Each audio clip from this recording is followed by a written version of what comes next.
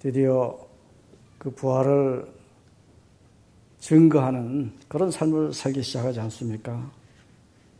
그런데 부활을 증거했더니 놀라운 결과들이 벌어집니다. 당시에 초대교회는 고난이 심했던 교회 아닙니까? 핍박이 많았어요. 그런데 이 핍박을 이길 수 있는 비결이 어디서 온 겁니까? 부활신앙 때문이에요. 사람들이 고난 중에 더욱더 힘있게 부활을 증언하다 보니까 그로 인해서 축복된 결과들이 나타나게 된 거예요. 그 축복된 결과, 부활 선포 후에 교회에 임하는 축복들이 오늘 제가 여러분들이 소개해 올리고 싶은 그런 내용입니다. 우선 제일 먼저 어떤 축복이 오느냐, 33절을 한번 읽어보세요. 33절 다 같이 읽습니다. 사도들이 큰 권능으로 주 예수의 부활을 증언하니 우리가 큰 은혜를 받아. 여기 보면 큰 은혜를 받았다고 했습니다. 부활을 증언했더니 큰 은혜를 받는 거예요. 여러분, 크다는 말이 뭡니까? 큰. 이거는요, 메가스라고 해가지고 엄청난 힘을 말하는 것이고, 큰, 강력한, 그리고 위대한, 그래서 다 포함되어 있는 말이 메가스예요. 그런데 이 큰 은혜를 받았다 했지 않습니까? 이 받았다라는 이 말이 미완료형 동사예요. 미완료형 동사. 그러니까 계속 받는 거예요. 지속적인 은혜를 받는 것입니다. 부활절 축복을 체험했던 제자들이 마침내 부활의 증거를 하며 살아가다 보니까 큰 은혜가 초대교회에 임했다는 말씀입니다. 강력한 은혜가 임했다는 것입니다. 크고 위대한 은혜가 임한 거예요. 지속적으로 그런 은혜가 임했다는 말씀입니다. 사도들이 부활을 체험하지 않습니까? 그 중에서도 베드로 같은 사람, 수제자 베드로 물론이고 그를 위시해서 모든 제자들이 다 부활의 체험을 갖게 됩니다. 예수님이 부활한 모습을 본 제자들이 그 생생한 모습, 그 확고한 그 신앙 어떻게 버릴 수가 없는 거예요. 그래서 베드로를 위시해서 모든 제자들이 그 어려운 시기에 그 핍박이 심했던 때 결국은 큰 은혜를 받았다는 것입니다. 은혜를 받으면 어떻게 되겠습니까? 은혜 받은 사람들은 어떻게 살아가야 합니까? 요한복음 20장 19절 20절을 한번 읽어보세요. 이날 곧 안식 후 첫날 저녁 때 제자들이 유대인을 두려워하여 모인 곳에 문을 닫았더니 예수께서 오사 가운데 서서 이르시되 너에게 평강이 있을지어다. 이 말씀을 하시고 손과 옆구리를 보이니 제자들이 주를 보고 기뻐하더라. 기뻐할 수밖에 없는 거예요. 기뻐하더라. 부활하신 예수님을 만났더니 기뻐할 수밖에 없으세요. 그런 상태 어떤 때였습니까? 두려워서 벌벌 떨고 있던 때예요. 언제 적들이 자기들을 또 관료들이 자기들을 발견하고 찾아내서 잡아다가 예수님 처형시키듯이 우리도 처형당할지 모른다. 같은 당이라고 해가지고. 그래서 벌벌 떨고 있는 거예요. 숨어서. 그곳에 예수님이 부활한 모습으로 나타나주지 않습니까? 그랬더니 마침내는 그들이 두려움을 이길 뿐만 아니라 크게 기뻐하게 된 것입니다. 기뻐하는 은혜를 받은 것입니다. 기뻐하면서 다시 사명을 회복하게 된 거죠. 그 중에 특별히 두 제자는 이름이 나오지 않은 두 제자입니다만은 두 제자는 실망하고 예수님이 십자가에 달려 돌아가시는 모습을 보고 실망하고 이제는 끝났구나. 우리도 이 길을 버리고 이제는 우리 갈 길을 가자.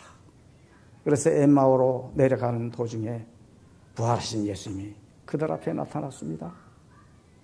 그런데 그들은 부활하신 예수님인 줄 몰라요.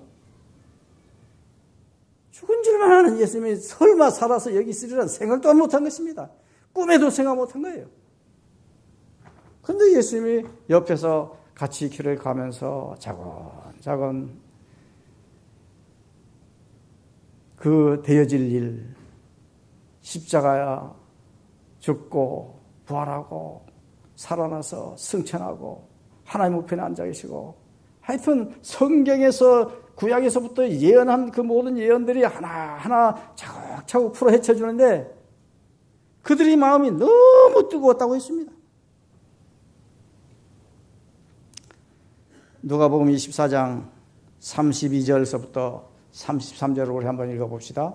그들이 서로 말하되 길에서 우리에게 말씀하시고 우리에게 성경을 풀어주실 때 우리 속에서 마음이 뜨겁지 아니하더냐 하고.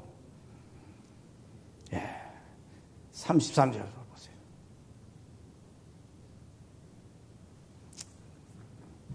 (32절) 올리고 33절도 봅시다. 곧 그 때로 일어나 예루살렘에 들어가 보니 11 제자 및 그들과 함께한 자들이 모여 있어.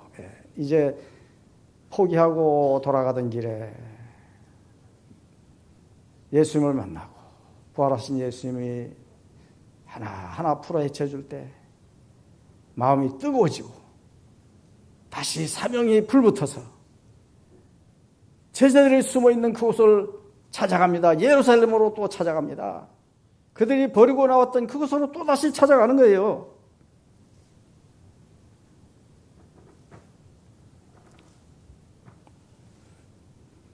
특별히 도마 같은 사람은, 도마 같은 제자는 의심이 너무 많은 사람이에요. 너무 많은 의심이 많은 사람인데 예수님 부활했다는 말 듣긴 들어도 믿어지지 않는 거예요. 나는 그 손에 그 못자국 보고 옆구리에 그 창자국을 만져보기 전에는 내가 믿을 수 없다. 어떻게 그런 일이 있을 수 있느냐. 물론 살아계실 때 예수님이 그런 얘기는 했지만은 그저 우리를 위로한다고 하는 말이겠지. 설마 살아나게 하겠느냐. 그러면서 전혀 믿지 않는 제자, 그 도마가 있었는데 그 앞에 예수님이 나타나서 내 손을 보고 내 옆구리를 만져보고 믿어라.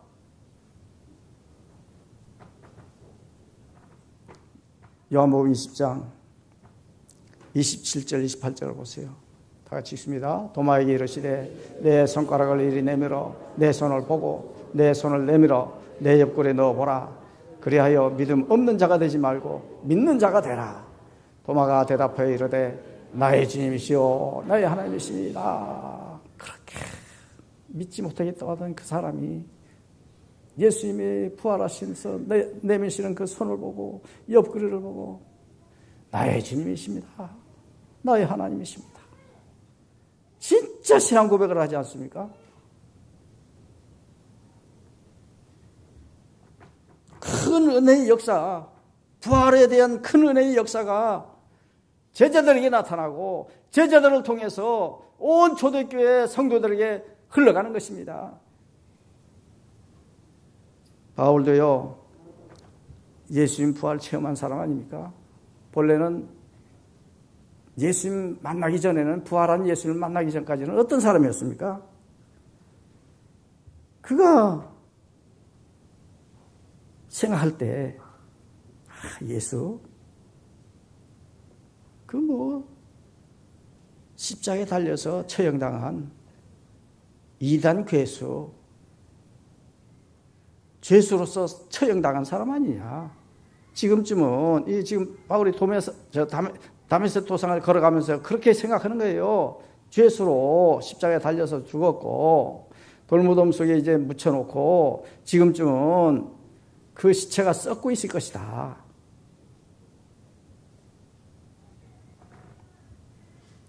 그렇게 생각하면서 가던 그에게 영광스러운 부활의 예수님이 만나 주십니다.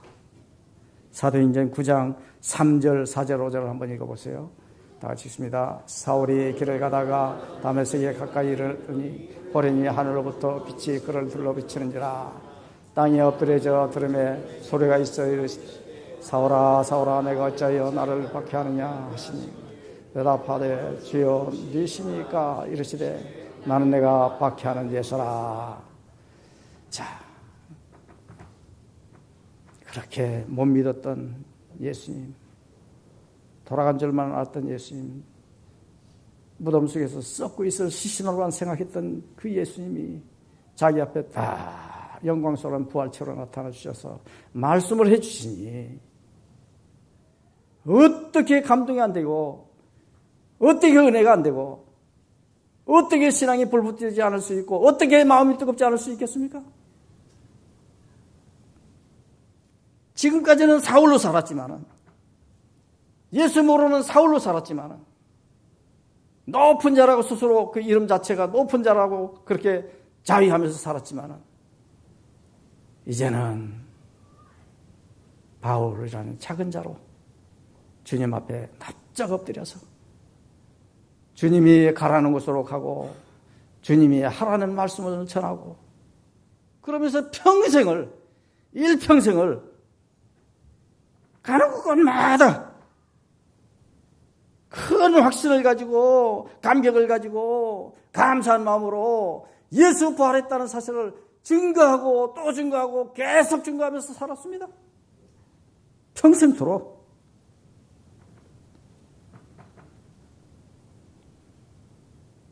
사도행전 22장 7절 8절을 보세요. 그가 증거하는 말이에요. 다 같이 읽습니다.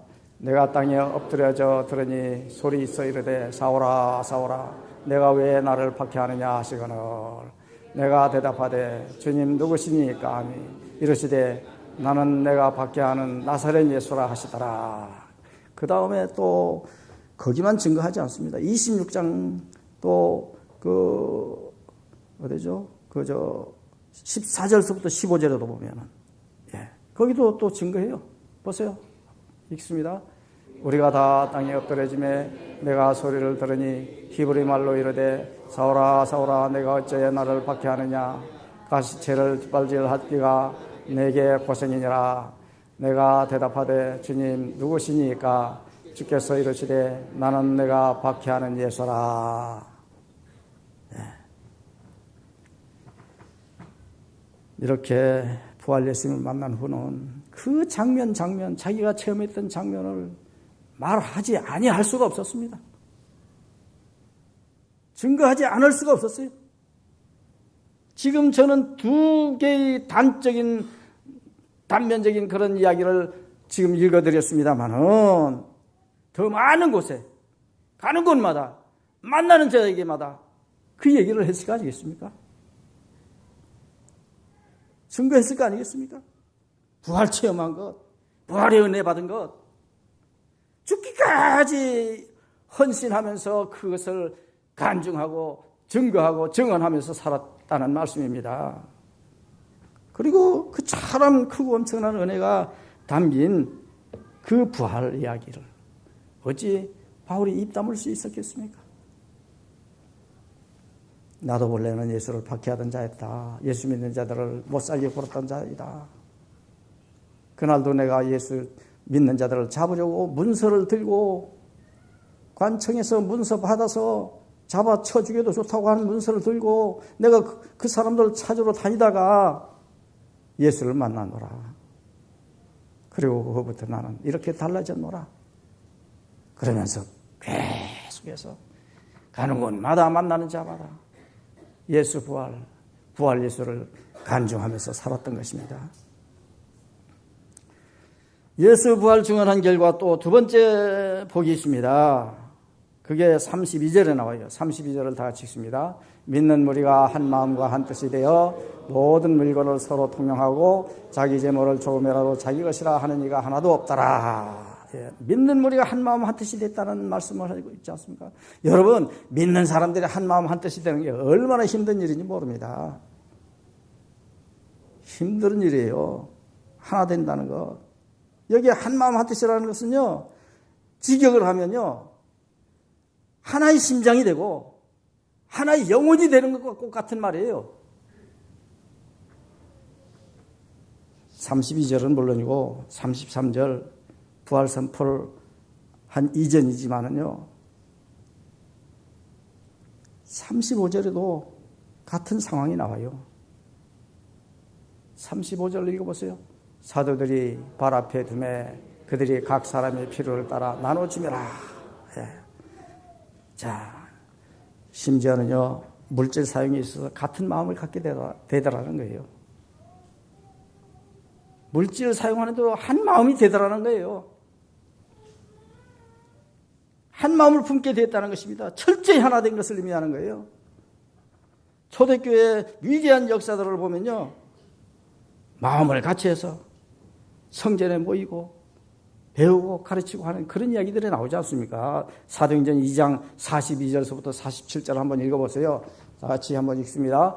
그들이 사도의 가르침을 받아 서로 교제하고 떡을 떼며 오로지 기도하기를 힘쓰느니라. 사람마다 두려워하는데 사도들로 말미암아 기사와 표적이 많이 나타나니 믿는 사람이 다 함께 있어 모든 물건을 서로 통용하고 또 재산과 소유를 팔아 각 사람의 필요를 따라 나눠주며 날마다 마음을 같이하여 성전에 모이기를 힘쓰고 집에서 떡을 떼며 기쁨과 순전한 마음으로 음식을 먹고 하나님을 찬미하며 또 온 백성에게 칭송을 받으니 주께서 구원받는 사람을 날마다 더하게 하시니라.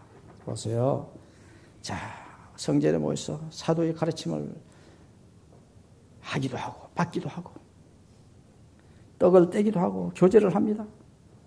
그리고 놀라운 이적 기사들이 나타납니다. 구원의 축복이 더해졌다고 했습니다. 이 모든 축복, 하나 된 것에 대한 축복이에요. 하나 된 것에 대해서 하나님께서 허락해 주시는 축복들입니다.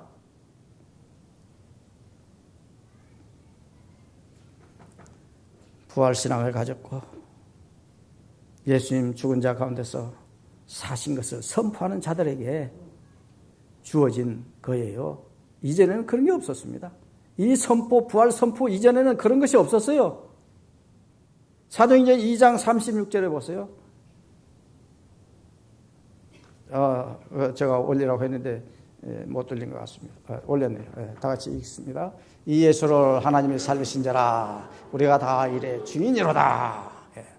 자, 하나님이 살리신 그 예수님, 우리가 이 일에 다 증인이 됐다.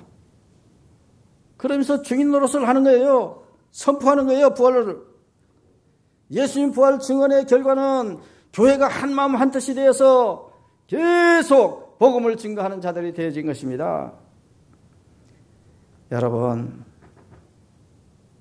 물질 사용하는데 한 마음 한 뜻이 된다는 게 그렇게 쉬운 일이 아니에요. 심지어는 부부도 그렇습니다.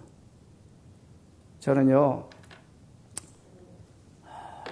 본래 겨울옷, 여름옷 따로 없었습니다. 그저 촌에서 입을 만한 옷 하나 생기면 그거 떨어질 때까지, 그거 떨어져서 못 입을 때까지 입고 살았던 사람이에요.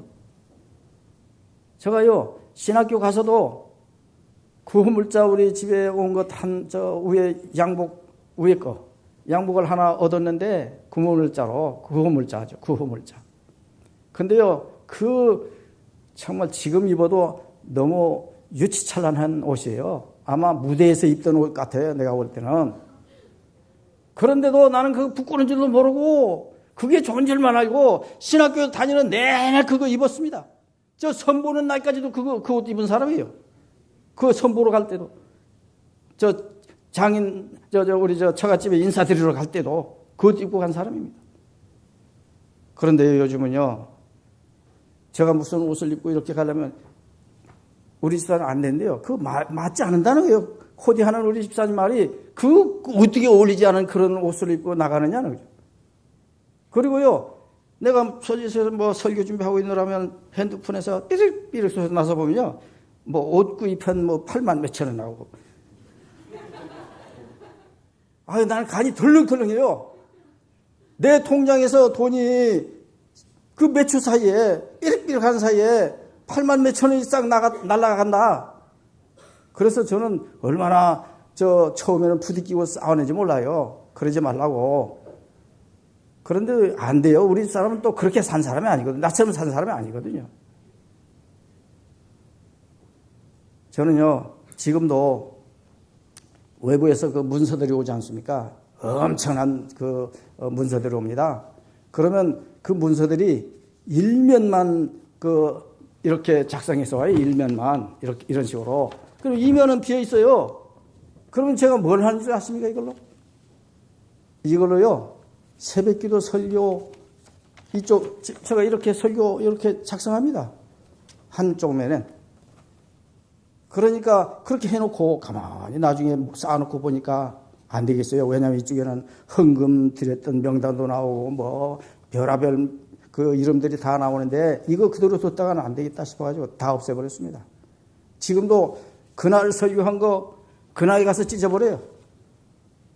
왜? 그 비밀 탄로날 것 같아가지고. 요즘 그 메모한 것들 탄로나가지고 얼마나 어려움 당하는 사람들이 많습니까? 조심해야지 않겠어요? 여러분, 새벽에 하나씩만 써도 1년 365일인데 한 50일 뺀다고 해도 300장 써야 합니다. 그리고 또 주일날 있죠. 주일 찬양 있죠. 수요일 있죠. 또 외부에서 또 설교 부탁하면 또 제가 써야 하지 않습니까? 그러니까 엄청나게 쓰는 것을 제가 보내주는 고마우신 분들 때문에 하고 꼭 이 뒷면 없이 꼭 써야 할 원고, 그거는 제가 이제 죄송하지만은 우리 교회 걸로 이제 해서 쓰곤 합니다. 그 정도로 저는 철두철미하게 전향과, 제주도 말로 전향정신으로 그렇게 살았던 사람인데요. 요즘은 절기 따라서 옷을 갈아입으라고 그러고요. 옛날에는 참 고민이 없었어요. 옷 무슨 입어 갈까 걱정할 필요가 없었어요. 그냥 하나인데 뭐 고민합니까? 그냥 걸치고 가면 되는데. 근데 요즘은 아내 눈치 봐야지. 이거 입었다 또 잔소리 듣는 거 아닌가. 절기 따라서 또 갈아입어야죠. 그러니까 부부도 이렇게 한 마음 되기 어려워요. 이 물질에 사용하는 것에 대해서는. 이것 때문에 싸워서 갈라서는 사람도 있다고 그럽니다.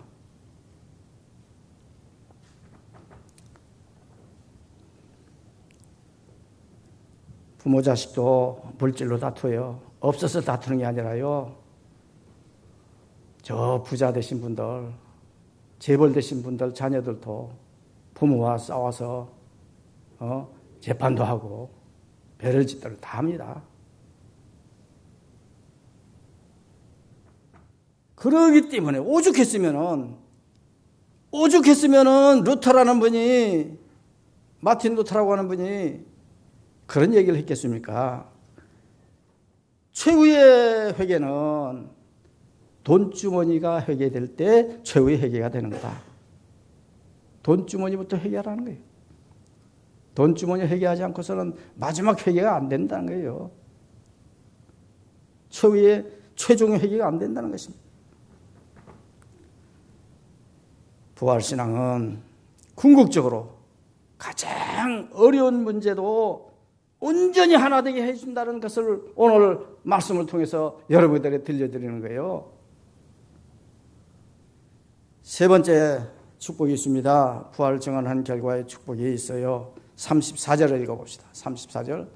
그 중에 가난한 사람이 없으니 이는 밭과 집 있는 자는 팔아 그 판 것의 값을 가져다가.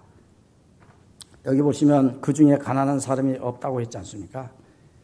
다 부자가 됐다는 말은 아니에요. 다 거부가 됐다는 말은 아닙니다. 가난한 사람이 없이 됐다는 것은요, 그야말로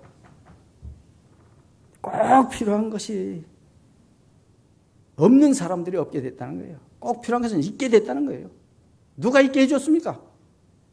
믿는 사람들, 있는 사람들에 의해서 있게 되진 거예요. 채워진 것입니다. 이 가난한 사람이라는 것은 엔데이스라고 하는데, 엔데이스, 이거는요, 결핍한, 부족한, 그리고 그런 아주 처절하게 찢어지게 가난한 그 상태를 말하는 것입니다. 그런 가난한 사람이에요. 그런데 그들이 없어졌다는 것입니다. 그들이 이제 사라졌다는 거예요. 사람이 사라진 게 아니라 그 형편이 사라진 거죠. 그 처지가 사라진 것입니다. 양식이 없어서 쩔쩔매던 사람, 입을 옷이 없어서 쩔쩔매던 사람, 걸 집이 없어서 쩔쩔매던 사람, 다 사랑하는 형제 자매들이 도움으로 다 먹고 살 수 있게 됐고 입고 살 수 있게 되고 잘 곳이 있게 됐다는 그 이야기입니다. 사랑은 구체적인 실천을 하는 것이 사랑입니다. 사랑의 대상은 뚜렷해요. 누구를 사랑할지 몰라서 사랑을 못하는 게 아닙니다. 사랑할 자는 분명히 뚜렷하게 우리 앞에 있습니다. 우리가 안에서 사랑 안 하는 거죠. 우리가 눈 감아버려서 안에서 못하는 채서 안 나는 것뿐입니다. 뚜렷하게 있어요. 사랑할 자들은. 이 모든 것 어디서 온 힘입니까? 부활의 은혜예요. 부활을 증언한 그 결과의 은혜가 이렇게 축복이 넘쳐나게 됐다는 말씀이죠. 교회 사랑을 실천해야 하는 곳이 교회입니다. 약자를 돕고 주는 것이 받는 것보다 복이 있다 하는 그 말을 실감 있게 살아가는 사람들이 믿는 사람들이에요. 교회의 사람들입니다. 사도행전 20장 35절을 보세요. 범사에 여러분에게 모본을 보여준 바와 같이 수고하여 약한 사람들을 돕고 또 주 예수께서 친히 말씀하신 바 주는 것이 받는 것보다 복이 있다 하심을 기억하여야 할지니라. 그걸 기억해야 합니다. 주는 자가 받는 자보다 복이 있다. 이게 다른 세상 사람들은 이걸 모릅니다. 이 정반대로만 생각합니다. 우리는 그 세상 사람들하고 정반대의 생각을 우리가 갖게 됐어요. 무엇 때문에? 부활의 예수님을 만나고 부활의 예수님을 믿게 돼서 그렇습니다. 창세기 20장 35절을 보세요. 창세기 20장 35절. 매 3년 끝에 그의 소산의 10분의 1을 다 내어 내 성읍에 저축하여. 여기 보면은요, 그 매년 3년마다 11조를 내게 했어요. 물론 매년 내고 또 3년째가 되면 예로 또 11조를 내는 거예요. 그때는 10의 2조가 되는 거죠. 그러니까 왜 11조를 3년마다 내느냐? 그것을 내서 없는 자들, 기업 없는 자는 레위인들도 기업 없었어요. 다른 사람들은 다 땅을 나눠주는데 레위인들은 하나님만 섬기라고 그거 없었습니다. 그러니 그런 사람들을 위해서 또 과부들, 여러 가지 병약한 자들, 그런 자들을 위해서, 힘든 자들을 위해서 별도로 11조를 더 모으게 했어요. 이게 하나님의 명령이었습니다. 그뿐인 줄 아십니까?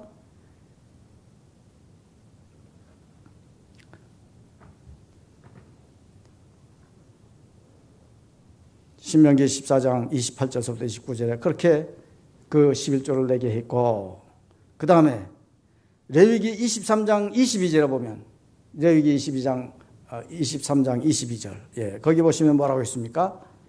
너의 땅에 곡식을 벨 때 반 모퉁이까지 다 베지 말며 떨어진 것을 줍지 말고 그것을 가난한 자와 거르면을 위하여 남겨둬라. 나는 너희의 하나님 여호와니라. 보세요. 여러분들 곡식을 갈면은 그 다음에 열매를 거둘 때가 오지 않습니까? 옛날에 보리를 심어서 보리 이제 거둘 때 보면 우리가 얼마나 힘들이 만든 농작물이냐. 그래가지고 한 톨이라도 놓치지 말아라. 한 톨이라도 버리지 말아라. 그래가지고 그야말로 밭 구석구석까지 다 그렇게 끈하다가 타작해서 먹지 않았습니까? 근데 하나님은 그러지 말라는 거예요. 당시에는요, 농사 못 지는 사람도 많았고 이삭 주소로 다니는 사람도 많았는데 그 사람들 몫을 좀 남겨두라는 거예요. 내 귀퉁이마다 몸 그렇게 억지로 들어가서 베지 말고 살짝 남겨두고, 그 다음에 배다가 혹시 떨어진 거 있어도 아이고 아깝다 해서 줍지 말고 그냥 놔두면 이삭 주는 사람들 와서 주워다가 그 생명 유지하는 데 쓸 수 있는 귀한 생명의 양식이 되지 않겠느냐 이거죠. 보세요. 우리가 이와 같은 동기를 가지고 살아가는 사람들이에요. 무슨 동기입니까? 구원의 은혜를 받은 동기가 우리에게 있어요. 다시 사는 은혜가 우리에게 있어요. 다시 사는 은혜, 다시 살게 되는 은혜. 이스라엘 백성들이 출애굽했던 은혜가 있듯이 우리는 구원받는 은혜가 있어요. 죄악에서부터 우리를 구출해내는 은혜가 있어요. 이런 은혜를 받은 자들은 하나님 말씀대로 사랑을 실천하면서 살아야 하는 거예요. 전 세계 70억 중에 소유 관련 통계 나온 것을 어느 책에서 제가 봤는데 메모를 해놓고는 그 책 이름을 제가 잊어버렸습니다. 거기 보면은 세 끼니 식사할 수가 있다면 너는 70억 인구 중에 50% 안에 드는 부자다. 그 다음에 TV를 가지고 있다면 너는 세계 70억 인구 중에 30% 안에 드는 부자다. 또 냉장고를 갖고 있다면 너는 70억 인구 중에 20%에 해당되는 부자다. 에어컨을 갖고 있다면 너는 70억 인구 중에 15% 잘 사는 부자다. 마지막 또 하나가 있습니다. 자동차를 갖고 있다면 10% 안에 드는 부자라는 거예요. 우리 함덕교회 성도님들 마당에 보니까 차들이 꽉 찼어요. 아니, 밖에도 있을 것입니다. 왜? 여기 들어오지 못하게 해버리니까 우리 교인들은 좀 어디 호텔에 가서 좀 세워놓으라고 지난번에 호령호령 했기 때문에 외부에서 오는 분들 또 부득불 와야 할 분들 이런 분 외에는 그렇게 한 걸 보면요, 엄청난 부자들이 많습니다. 우리에게 세계 10대 안에 들어가는 부자들이에요. 10% 안에 들어가는 부자들.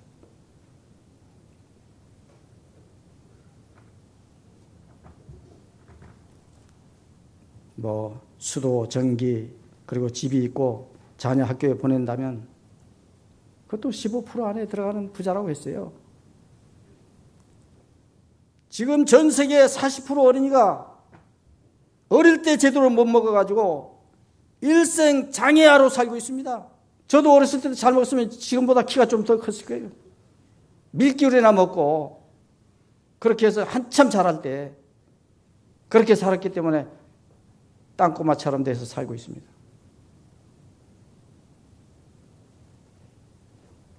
다행스러운 건 제 아내가 저를 볼 때 그렇게 적게 안 보였다는 거예요. 성령이 아마 가려줘 본 거예요. 눈을 가려줘 본 것 같아요.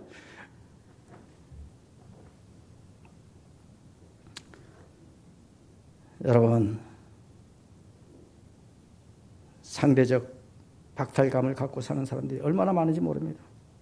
하지만 새 생명, 부활 생명, 확신하는 성도라면, 참 성도라면, 예수님 사랑을 알고 부활 소망을 붙든 자라면, 그래서 믿음을 가지고 살아가는 자라면 그 믿음이 흔들림이 없습니다.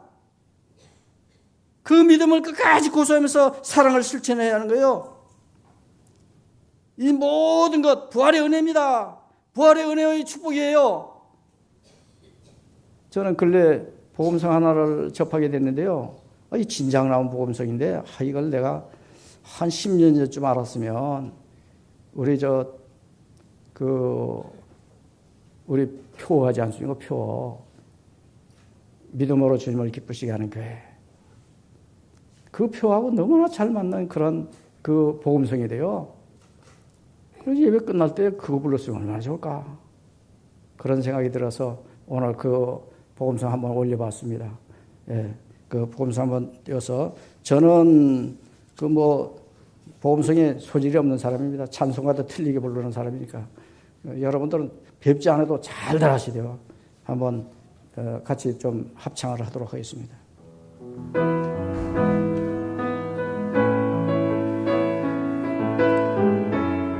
세상 흔들리고 사람들은 변화해도 세상 흔들리고 사람들은 변하여도 나는 주를 섬기리. 주를 섬기리. 주님의 사랑은 주님의 사랑은 영원히 변하지 않네. 영원히 변하지 않네. 나는 주를 신뢰. 나는 주를 신뢰. 오직 믿음으로 오직 믿음으로 내가 살리라. 믿음으로 내가 살리라.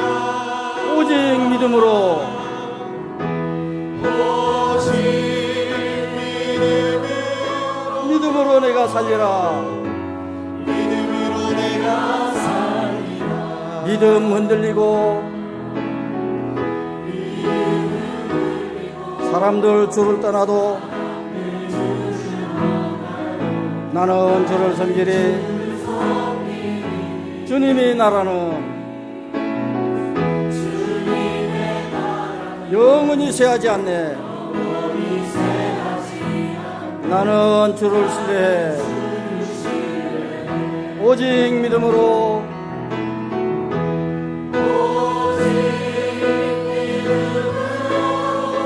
믿음으로 내가 살리라. 오직 믿음으로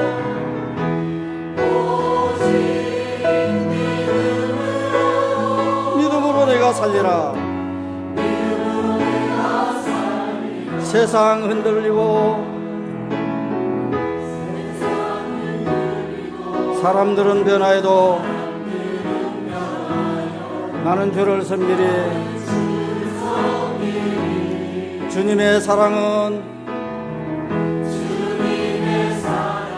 영원히 변하지 않네. 나는 주를 신뢰해. 오직 믿음으로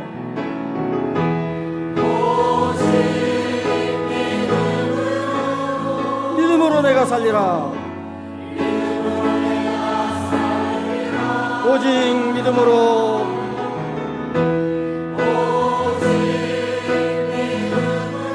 믿음으로 내가 살리라. 오직 믿음으로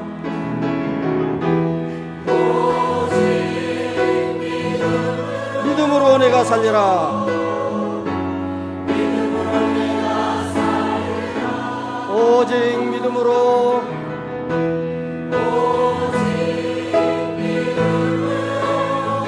믿음으로 내가 살리라.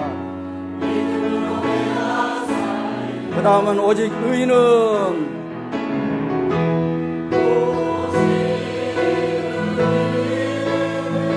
믿음으로 말미암아 살리라.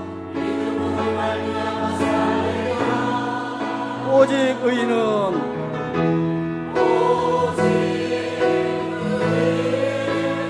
믿음으로 말미암아 살리라.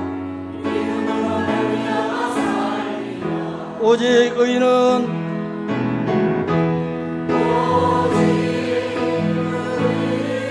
믿음으로 말미암아 살리라.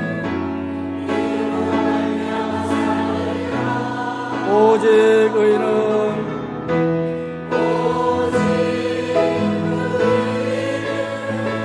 믿음으로 말미암아 살리라.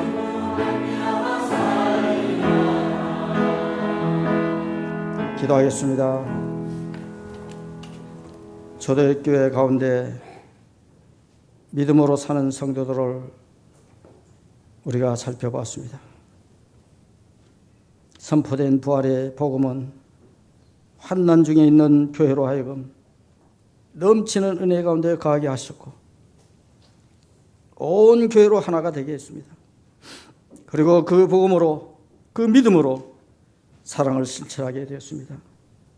우리에게도 생명의 부활의 복음이 힘 있게 선포되기를 바랍니다.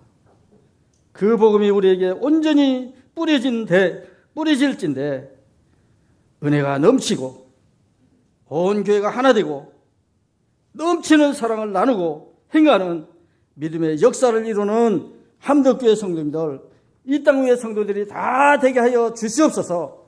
이 모든 말씀 우리를 권해주신 예수님 이름으로 기도합니다. 아멘.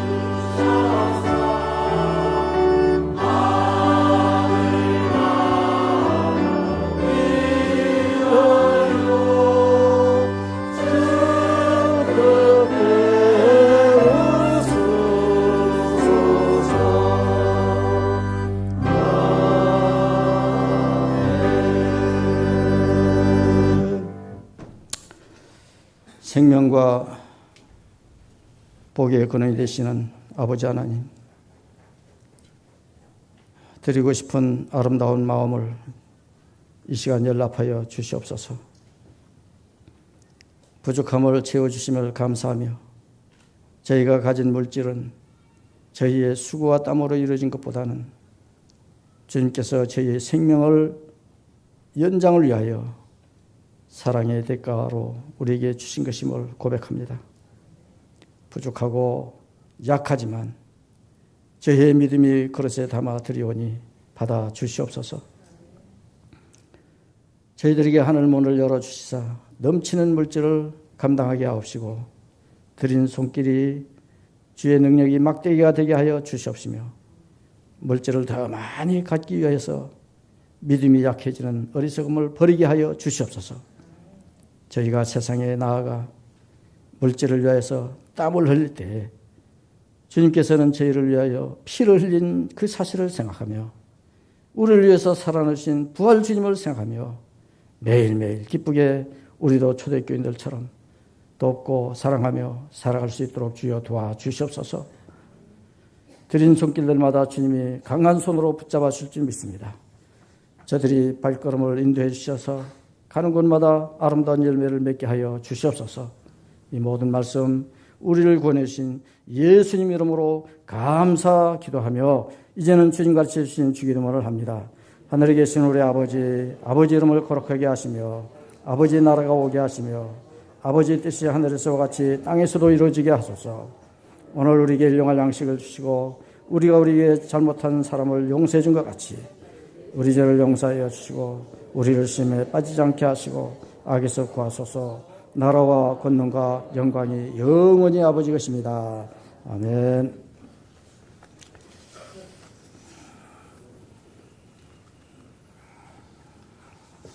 네, 이 시간에는 우리 이지영 그리고 최미가 학생들에게 교회가 여러분들 정성껏 헌금을 해주셔서 우리 대방문 때 헌금을 해주셔서 모았던 그 돈으로 장학금을 지급하게 됐습니다.